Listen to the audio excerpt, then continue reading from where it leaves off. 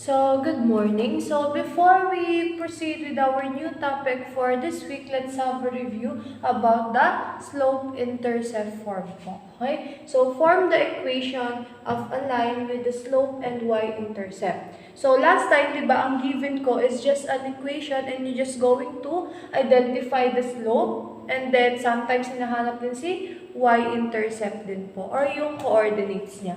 So, this time, kabaligtaran naman. So, si slope at y-intercept yung ating given po. So, remember ang ating slope-intercept form is y is equals to mx plus c. Okay, kaya naman yung iba po is makikita nyo is y is equals to mx plus b. Okay? So, magkapareho lang naman sila. Nagkaiba lang sila ng variable dun sa ating constant. Pwedeng C, pwedeng B, pwedeng A, or up to Z, pwede po yun kahit ano. Since representation lang naman po siya ng ating constant term. Okay? So, yan. So, let's start for letter A. Ayan. So, we have negative 2. So, di ba ang M kasi natin dito is yung ating slope po. Okay? So, yan. So, natin si Y. So, ang ating slope daw is negative 2. O, just write negative 2 and then x. And then yung constant natin si positive 1 po. Okay? Plus 1. Okay? Ganun lang siya. So, ito na yung ating equation for the letter A po. Okay? So, ganun lang siya. For letter B, we have y equals to, so 3 yung ating slope. So, we have 3x. So, since 0 po ang ating y-intercept, ibig sabihin, wala po tayong isasamang constant term. So, baka kasi lagay nyo is 3x plus 0. Pwede rin naman yun since wala rin talagang value si 0. Pero, syempre, mas okay na rin na huwag nyo na lang isulat si 0 po. Since 0 lang din naman siya. Okay? So, yun na yung equation natin. Next, letter C. 3 halves and negative 1 half. So, we have y is equals to, so ang m natin or ang ating slope is 3 halves x. Okay? And then minus, since negative po siya, minus 1 half po. Ayun na po yung ating equation for letter C. How about for letter D? We have y equals to 0. Ang slope natin is 0. So, wala tayong ilalagay na x po. Okay? Hindi natin pwede lagay na 0x. Okay? Wala. Just leave it lang. And then si 2, ayun. Y is equals to 2. Okay? So, yun. Automatic na ang understood na po na kapag nakita kayo ng y is equals to 2, automatic na ang kanyang slope is 0 po. Okay? And then kapag dito naman na y is equals to 3x, since wala tayong nakitang constant term na kasama niya or y-intercept, it means that our y-intercept is 0 rin po. Okay? So, ganun lang siya. So, paano pag mag-graph tayo, y-intercept lang po yung given natin. So, okay lang yun kung y-intercept lang yung given. At, for example, ito sa letter A natin, since 1 siya, ano po yung magiging coordinates natin sa x? So, we will have, ayan, ito talagay. So, sa A natin, ito yung sa ating coordinates. Kita po siya. Ayan. Coordinates natin na ipa-plot natin is we have 0 and then 1. Okay? So, since hindi given si ating x-intercept, automatic, pwede niya siyang gawing 0 lang po. Okay? So, si y-intercept lang yung meron tayo. So, si b naman, b natin is, ang 0 ulit yung x. So, 0 rin yung ating y-intercept. So, ibig sabihin, nasa origin po siya. Origin. Tapos, ito naman, nasa quadrant 1 siya since pareho positive siya. So, next, we have, ano na nga ba? Letter C. So, 0 ulit yung x-intercept. So, we have negative 1 half. Okay? And then D, we have 0, positive 2. Okay? So, ganyan lang siya. Okay? So, huwag kayong maghanap na ng x-intercept kung wala naman talagang sinabing x-intercept dun sa ating given na slope and y-intercept. Okay? As well as pag naka-slope-intercept form siya, kung wala talagang given na x-intercept, edi wala po. Okay? Mapaplot nyo pa rin naman siya. Ito, mapaplot nyo pa rin naman si A, B, C, and D kahit sabihin mong y-intercept lang po yung given natin. Okay? You can just use 0 as your x-intercept po. Okay? So, ganun lang siya. So, yun.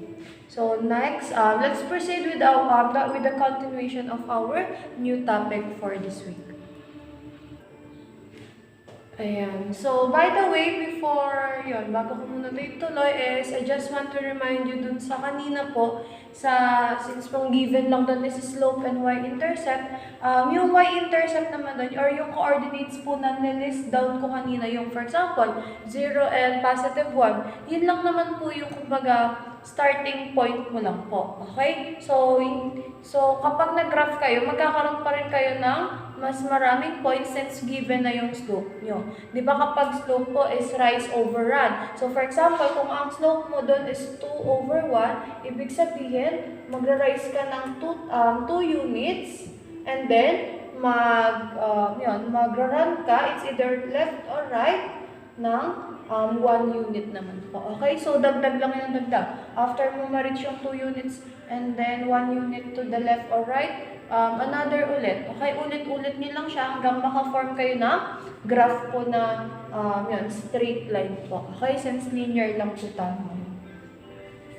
So, yan. So, ang ating next topic is intercept form of a linear equation. So, this time, ito naman yung gagamitin nating form. Okay? So, we have x over a plus y over b equals to 1 po. Okay? So, find the intercepts of the line of 8x minus 24y equals 48. So, itong given natin is we have to transform this given to the intercept form of equation po. Okay?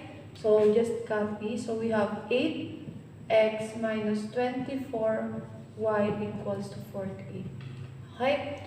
And then, so paano natin siya matatransform into this equation? So, lagi pong tatandaan na yung ating nasa right side po or yung constant term natin is dapat palagi po siyang 1. Okay? So, ibig sabihin, kung 48 ito, gagawa kayo ng way para maging 1 po siya. Positive 1. So, we have to divide them all by 48 po. Okay? Divide each term by 48. Para maging 1 po ito. Ayan, magiging 1 na lang siya. Ngayon, 8x divided by 48. So, we'll have, si 8 is pwede po kay 48. So, we have 8, so magiging 1 na lang siya. And then si 48 divided by 8 is 6. Ayan. And then, ito rin. 24, pwede siya kay 48. Okay, so, yan, 24 divided by 24 muna is 1. And then, 48 divided by 24 is 2. Okay? Ayan na siya. So, i-write lang natin. So, we have x over 6 minus 24, what na ba? 24y over 2 equals to 1 po. Okay? So, ayan na po yung ating given ngayon. Pero, so, diba, napapansin nyo, magkaiba pa rin sila. Ay, 24, ba't may 24 ako dito? So, y na lang pala siya kasi 1. Kasi, aside from si constant term is dapat maging 1 po. Wait lang. Magiging 2. Okay? So, aside from, dapat is maging, aside from ito, dapat si constant term is maging positive 1, dapat din po yung numerator natin is maging x and y lang po. Okay? Wala silang kasamang coefficient. Okay? So, ayun po siya. Okay? So, saglit na. Ayan. So, kung magkakaroon po tayo ng ganitong cases, kasi 'di ba, kung titignan niyo is we used addition po na operation dito sa ating intercept form. Pero yung nandito natin is subtraction, okay? So, ang gagawin nyo siyang addition side po. So, paano po magagawa yun? So, ganito lang siya.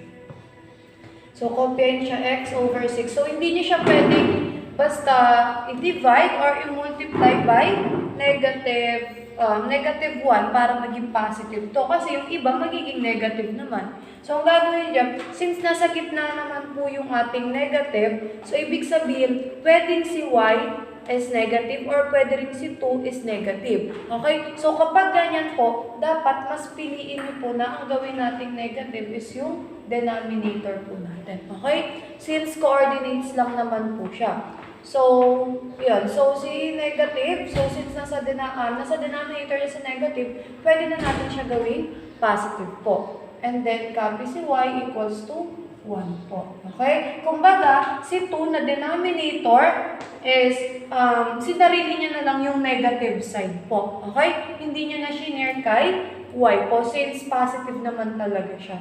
Okay? So, ito na po yung ating intercept form po. Okay? So, ano na yung magiging x and y intercept natin? So, we have, ano yung magiging x and y intercept natin? So, first, we have x-intercept, we have 6, and then 0 po. Okay? Yung isa naman, we have 0, negative 2. Okay? Kung napansin nyo, hindi ko po sila pinagsama sa isang coordinates lang. Okay? Para pag pinat natin sila, magiging ganito po. Okay? Yan siya. So, we have 1, 2, 3, 4, 5, 6. Ayan. Drawing ng Cartesian next. 1, 2. Okay, so we have 6 and 0. So, 1, 2, 3, 4, 5, 6. So, dito siya sa x-intercept since wala naman po siya kapartner ng y-intercept. Next, we have 0, negative 2 since y-intercept lang yung given sa y-axis po siya. Ngayon, may 2 points na ako. Ipa-plot ko lang po siya. Okay? So, ayan na yung graph natin for this given equation po. Okay? So, ganun lang siya. Okay? So, let's have another example. Ayan. So, next example natin, we have 4x plus 5y equals to positive 20. So, transform lang ulit natin siya into intercept form of equation po. So, since 20 po yung ating nasa right side, which is dapat maging positive 1 lang po. So, ang gagawin natin, divide all terms by 20. Okay, ayan siya. So, 20 divided by 4x. So, x na lang siya. Kasi ito po ay 1. Ito po ay magiging 5. Kasi 20 divided by 4 is 5 po. Next. 5 divided, GCF nila is 5. So, 5 divided by 5 is 1. 20 divided by 5 is 4 naman. And then ito, cancel out, magiging 1. Yan. So, ayan, copy na natin si 5 plus, yung natin pong y na lang natira, and then 4 po. Okay? And then equals to 1. Okay? So, ito na yung ating intercept form of equation. Ngayon, ano yung mga coordinates niya kapag nag-graph tayo? So, we will have 5, 0, and 0 and 4 po. Okay? So, ayan siya. So, paano pag graph natin siya? So, we have 1, 2, 3, 4, 5. 4 naman. 1, 2, 3, 4. Okay? So, 5 and 0 dito siya. 0 and 4 dito po siya. Ayan. So, i-graph nyo lang po. Okay? Ayun na yung graph nitong ating equation po. Okay? So, ganun lang siya. Ayun. So, paano naman kung ang given is yung coordinates? Okay? So, yun yung next kong example. Ayan. So, for this example naman, ang given ko naman is si x-intercept and y-intercept. So, we have to transform this to intercept form of equation naman po. Okay? So, di ba we have x over a plus y over p equals to 1. Okay? So, di ba ang x-intercept natin is yung A, ang y-intercept is yung B naman po. So, for letter A, we will just have x over, ang A natin is 4, or ang x yun, plus y over, ayun, 6 naman po siya, equals to 1. Okay? So, ganun lang po siya. So, sunod naman, letter B naman. So, letter B naman po, ganun lang din. So, we will have x over, yan, i-ready nyo na lang siya. Pwede yan ganyan. Okay? So, we will have negative 3 and negative 4. Okay? So, si denominator lang yung negative natin. Okay? Ayan siya. So, sunod naman, ayan, ano muna pala magiging graph natin sa coordinates? We will have 4, 0, and then 0, 6. Okay? Dito naman sa B, we will have negative 3, 0, and 0, negative 4 po. Okay? Ayan siya. Sa letter C naman, meron tayong fractions. Ayan, copy ko muna si x plus y over equals 1. Okay? So, ito, magiging 3 halves po siya. And then, 5. Okay? Pero, so, since fraction po yung ating kung isi-simplify pa natin siya, since fraction po si denominator, ang gagawin nyo lang dito is multiply nyo siya, re-reciprocal nyo lang. Kasi di ba we will have x over 1 times, since divide siya, magiging 2/3 po. Okay? So we will have 2x over 3. Okay? So ito, pag sinimplify natin siya, ayun, para mas madali, yung denominator ng ating fraction, yun siya yung magiging numerator. Okay, di ba 3 halves siya? So, si 2 mapupunta sa numerator. So, we will have 2x. Kita po ba siya? Ay, hindi na siya makikita. Ayan. So, dito tayo. So, we will have 2x over 3 plus y equals 5. Okay? So, may mga instances na may value, may kasama pa rin coefficient si x, or si y, kita po ba si y? Ayan. So, may mga instances na may kasamang coefficient pa rin si x and y. So, ibig sabihin nun, kung ito po is, sabihin natin naka 1 na siya, positive 1 na siya, pero may coefficient pa rin si x, okay lang po yun. So, gagawa ka na lang ng way para mahanap mo yung mismong value niya, mismong value ng x, or yung ating x-intercept, gagawin mo lang po is, gagawa ka ng way para ma-eliminate yung kasama ng x natin. Okay? Pero dito lang po siya sa term na to. Kung ito naman po is wala, edi huwag nyo na siya galawin. So ito po is automatic magiging x is equals to 3 halves lang din po yan. Okay? Ayan siya. So ito kasi, sinimplify ko lang siya. Okay? So pwede rin naman to, pwede rin to. Okay? So kahit alin dyan po. Okay? So, ganyan lang si intercept form of linear equation po. Okay? So, next lesson. Ayan. So, for the last lesson, we have solving problems involving the linear equations po. Okay? So, ang na-introduce ko na sa inyo si slope-intercept form or yung standard form po natin. Intercept form. And then, meron tayong additional na point-slope form and then two-point form. Okay? So, si point-slope form po, ito kasi pwede nyo siyang magamit kapag ang hinihingi ng problem is equation po. Okay? So, dito, si point-slope form, magagamit nyo siya kapag ang hinihingi is equation and ang given lang po is yung slope and yung ating coordinates po. Okay? X and Y lang po. Okay? And then, si two-point form naman po, two-point form, magagamit niyo siya kapag ang hinihinging equation and then, ayan, may hinihingi niya is equation and then ang given lang po is two coordinates po. I mean, two set of coordinates. Kumbaga, two pairs. Okay? So, ito, let's have an example. So, we have a slope and then a coordinates po. Okay? Positive 3 and positive 5. So, obviously, since meron tayong given na slope, point slope form po yung ating gagamitin. So, yun. Copy na natin. We have f x minus x sub 1 equals to y minus y sub 1. Okay? Ayan po siya. Ngayon, substitute lang natin. Di ba si 3 and 5, x sub 1, y sub 1 po siya. So, si m natin, or yung slope, yung negative 2. And then, x po, wala. Copyain nyo lang siya. Minus x sub 1 is 3 equals y minus y sub 1 is 5. Okay? Ayan siya. So, ngayon, simplify. So, distribute natin. Ayan po. We have negative 2x plus 6. Since negative 2 times negative 3 is positive 6 po. Equals to y minus 5 po. Okay? Ayan siya. Ngayon, so, naaalala po ba si slope-intercept form? So, di ba si slope-intercept form is, ano nga ba siya? Y is equals to mx plus b. Okay? Ayan siya. So, yung ating ating standard form naman is,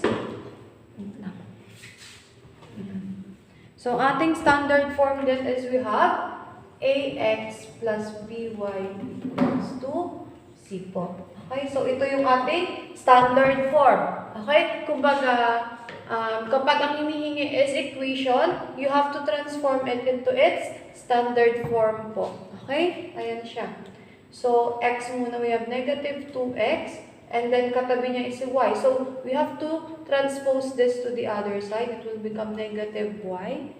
Ayan po. And then, ano ba? Equals, ayan. Si 6 naman, magiging negative 6 minus 5 po. Okay? So, simplify lang ulit. We have negative 2x minus y equals negative 11 po. Okay? So, ibig sabihin, ito na yung ating, ito na yung ating equation po. We have negative 2x minus y equals to negative 11 po. Okay? So, ayun lang siya. Ayan. So, di ba meron na tayo negative 2x minus y equals to negative 11. So, as much as possible po, di ba ang standard form natin is ax plus by equals to c. So, gagawa tayo ng way para maging positive po si 2x and then si y. So, we just need to multiply them both side by negative 1. Okay? Yun lang siya.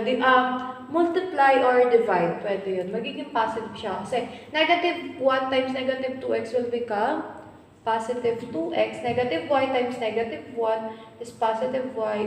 Ayan.